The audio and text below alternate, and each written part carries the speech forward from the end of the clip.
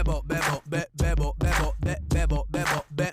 Ikaw ang aking Bebo, bebo, bebo, bebo, bebo, bebo, be. Ikaw ang aking Bebo, bebo, bebo, bebo, bebo, bebo, be. Ikaw ay Filipino, Filipino, Filipino, Filipino. Hoy pare, pakinggan nyo ko. Ito ng tunay na Pilipino. Galing sa baryo sa Pangbato, pumunta ng LA nagtrabaho para makatulong sa nanay dahil sa hirap ng buhay. Pero masaya pa rin ang kulay pag kumain nagkakamay. Yung kanin, chicken adobo, yung balot binibenta sa